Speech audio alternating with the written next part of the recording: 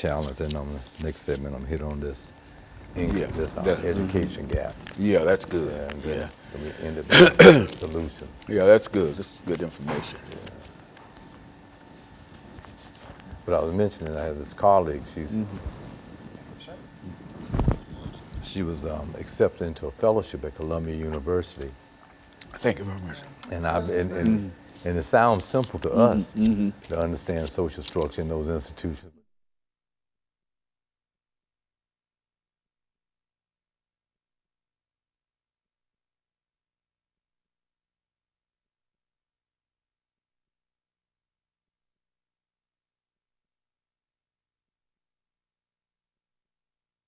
Thank you, and welcome back to the second segment of the show for today.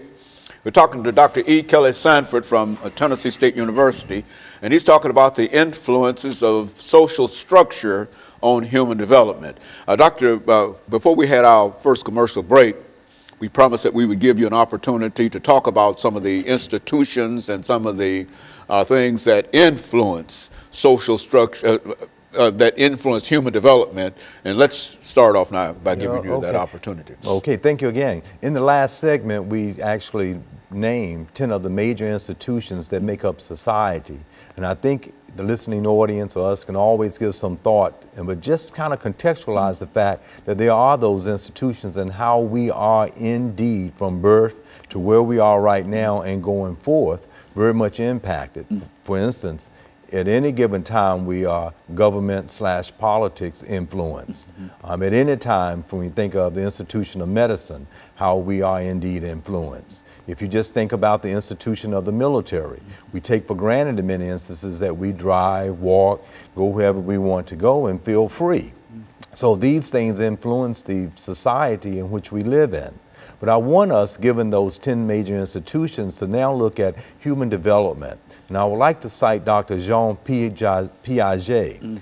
He has these 4 cognitive development stages. And I want us to give some thought to the institutions and how where we are socially located end up impacting our cognitive development.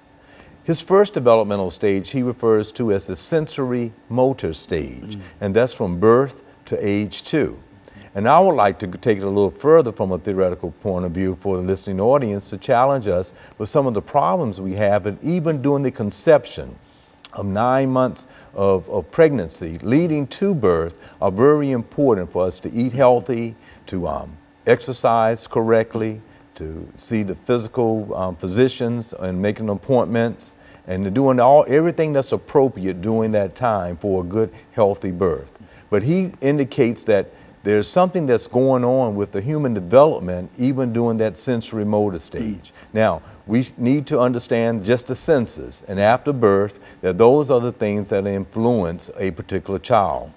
So the challenge is, how can we then make a very nurturing environment from birth through the age 2 that a child can learn and develop? And those institutions, the family, having medication, religion, any of them that you can think of will indicate to us that there is some influence going on during that first sensory motor stage. I try to share that we don't need to whip or spank during birth to age 2 because we're dealing primarily with the senses. So many people think that when they tell a little child from birth to 2 to stop doing something that they understand to stop doing and they want to spank them. But they don't. They're just relating to their senses over and over again. You should have that stimulated. So the second developmental stage is referred to as the pre-operational stage. That's from 2 to this large range of age of 7. At this particular time, kids can start to understand our influence by what is in their surroundings. They can start understanding colors. When people start reading Dr. Seuss, they can stories to them. They can start identifying with mom, dad, and others at this particular cognitive developmental stage. We're thinking about reasoning at this point, nothing else but reasoning. And that's a long developmental stage. So to the degree that we understand the influences of social structure, we can do that in a very positive way, say leading into preparation for kindergarten and elementary school. The third operational cognitive developmental stage is that of the concrete. And that goes from 7 to roughly 12 years old.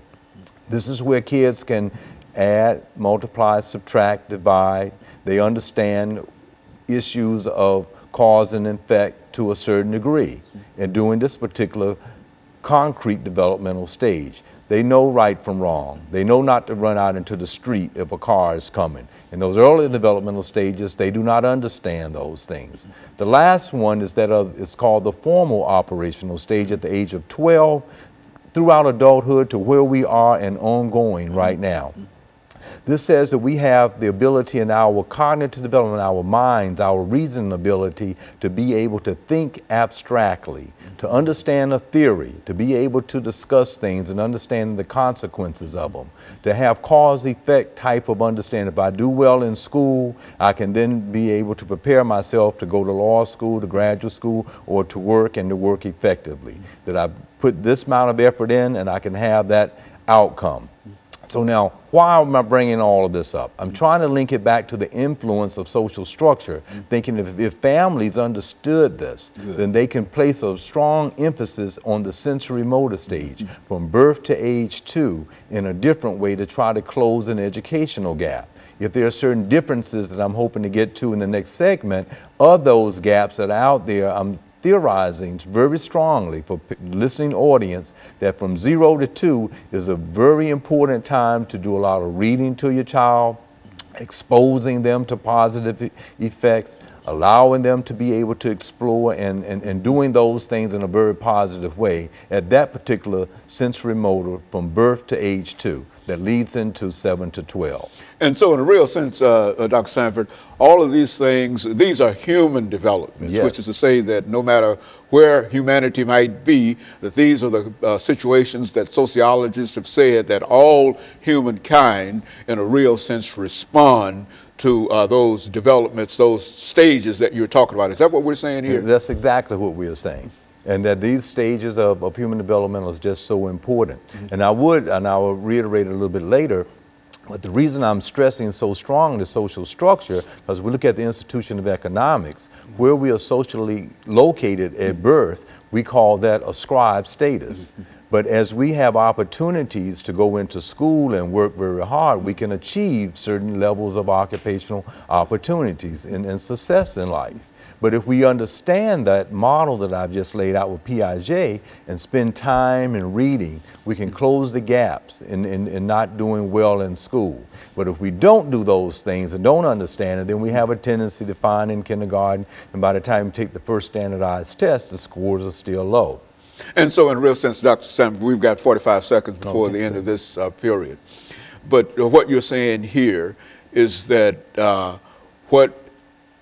the idea that we should provide some kind of information, education, and et cetera, in the preschool area is very, very important in terms of helping to enhance, in a real sense, the development of our children in those areas. Absolutely. Preschool is not something just for nursery. That's right. It's important in terms of how things develop. Absolutely. Okay, and what we'll do, we'll take this first commercial break, and we'll be back with our audience following this very, very short commercial break.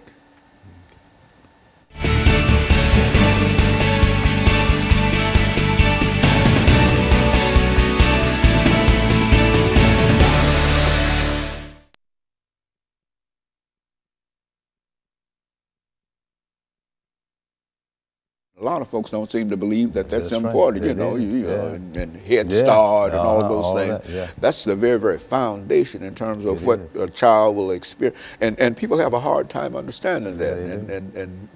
You look at our community, like if you leave here today or doing the summer ride down the street from here, go down Jeff Street, you see all our kids out in the street trying to get a donation. You look at the people that do well in school, they're reading about 15 or 20 books over the summer. They do well, you know, you did that with your granddaughter, and then you see the success. And what we have a tendency to do is over the summer think it is vacation. It's not a vacation. That's right. And so when you see the differences, it's not having anything to do genetically with our capability, is that they're spending more time doing whatever they're supposed to do, whatever humanity in a real sense tells them that they should do. The human experience say that children ought to do this, whatever. And family needs to know that. Understand. Well, that's